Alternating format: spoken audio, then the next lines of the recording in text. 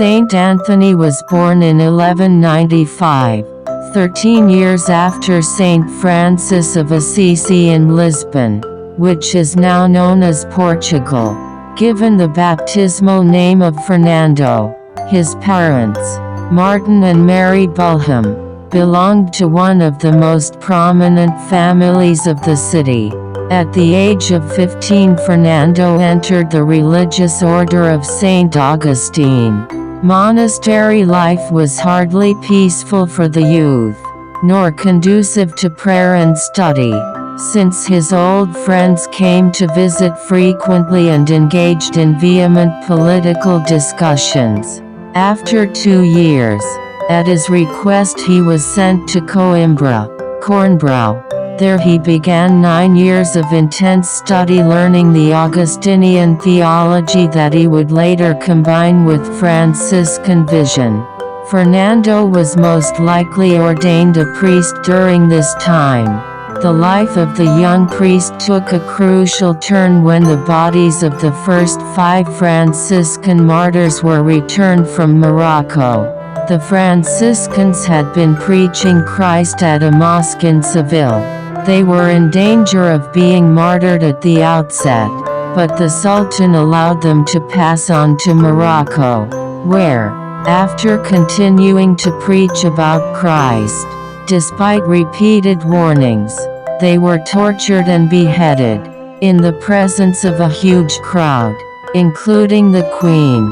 Their remains were carried in solemn procession to the very monastery where Fernando lived. This event, while viewed by many as tragic and sad, was deemed glorious, and in fact was an inspiration to young Fernando, so much so, that it inspired him to make a momentous decision, one that would change his life and the lives of many to come. He decided that he too would become a Franciscan. From the beginning, he shared his feelings with the Franciscan brothers, saying, "I would gladly put on the habit of your order if you would promise to send me as soon as possible to the land of the Saracens, that I may gain the crown of the holy martyrs." To accomplish this he asked permission to leave the order of Saint Augustine. After some challenges from the prior of the Augustinians, he was allowed to leave that priory. The young Augustinian monk called Fernando went to the convent of Saint Anthony, where he took vows of the Franciscan order and assumed the name of Anthony in honor of the Patriarch of Hermits. True to their promise, the Franciscans allowed Anthony to go to Morocco, to pursue what he felt was his calling, to be a witness for Christ, and a martyr as well, if God asked. But, as often happens, the gift Anthony wanted to give was not the gift that was to be asked of him. While in Morocco, he became seriously ill, and after several months realized he had to go home. During the journey home, his ship ran into storms and high winds and was blown east across the Mediterranean. Eventually his ship made land on the east coast of Sicily. The friars at nearby Messina, though they didn't know him, welcomed him and began nursing him back to health. Still ailing, Anthony wanted to attend the Great Pentecost chapter of Mats, so called because the 3,000 friars could not be housed and slept on mats. Francis of Assisi was there and was also sick. Since Anthony was essentially a visitor from out of town at the Ferry in Sicily, he received no assignment during the chapter of Mats, so he asked to go and be with a provincial superior from northern Italy. "Instruct me in the Franciscan life," he asked, not mentioning his prior theological training. When the provincial superior agreed, Anthony was overjoyed. Now, like Francis, he had his first choice, a life of seclusion and contemplation in a hermitage. Anthony was first recognized for his great gift of preaching at a gathering for the ordination of Dominicans and Franciscans in 1222. After they finished their meal, the provincial suggested that one of the friars give a short sermon. There were no immediate volunteers among the group, so Anthony was asked to give just something simple. Since he presumably had no education and at the time was only 27 years old, Anthony, while resisting the offer at first, finally began to speak in a simple, artless way. The fire within him became evident. His knowledge was unmistakable, but it was the passionate manner in which he spoke that truly impressed everyone in attendance. Once his talents and knowledge were exposed, his quiet life of prayer and penance at the hermitage was exchanged for that of a public preacher.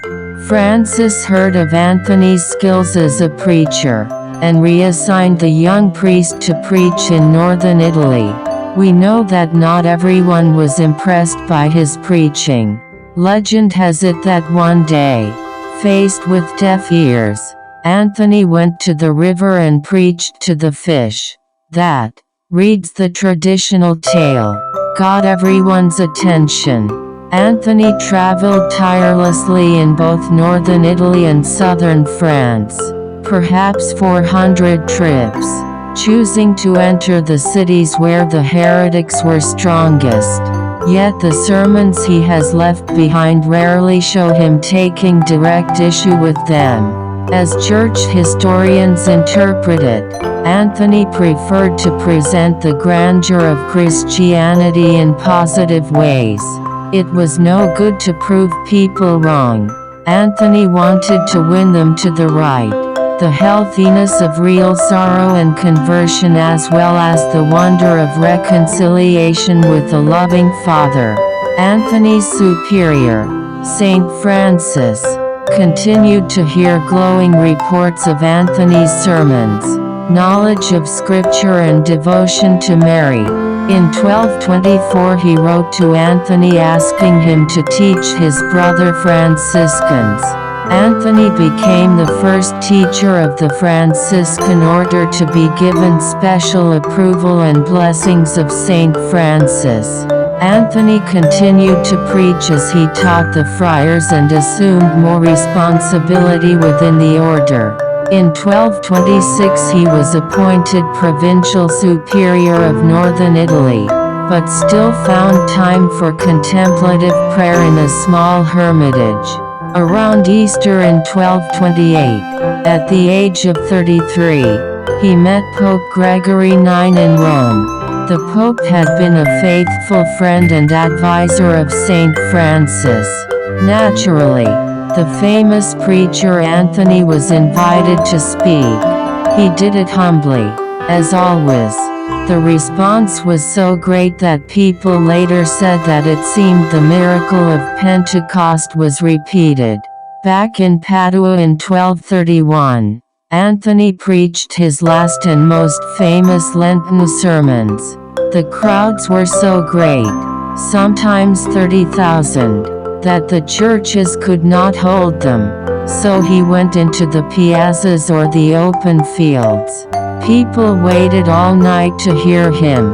A bodyguard was needed to protect him from the people armed with scissors who wanted to snip off a piece of his habit as a relic. After his morning mass and sermon, Anthony would hear confessions. This sometimes lasted all day, as did his fasting and constant prayer. The great energy he had expended during the Lenten season left him exhausted. He went to a little town near Padua to rest and recover, but he soon realized death was coming close and he wanted to return to Padua, the city that he loved. The journey in a wagon weakened him so much, however, that he had to stop at Arcella. In the end, he had to bless Padua from a distance, as Francis had blessed Assisi from a distance. At Arcella, He received the last sacraments, sang and prayed with the friars there. When one of the masked Anthony Waddy was staring at so intently, he answered, "I see, my lord." He died in peace a short time after that. He was only 36 and had been a Franciscan for only 10 years.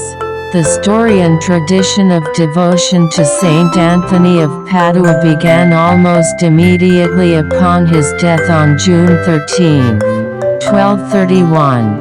Thousands came to view the body of Anthony and attend his burial. His grave at once became a place of extraordinary devotion and numerous miracles.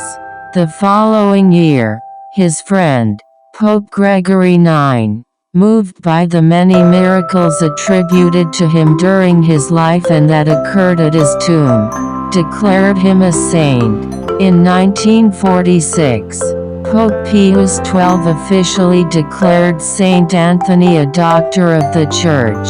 God alone knows which are true and which are folk legend, but in telling the story of Saint Anthony of Padua, one must include some mention of the commonly heard stories attributed to him both during and after his life on earth.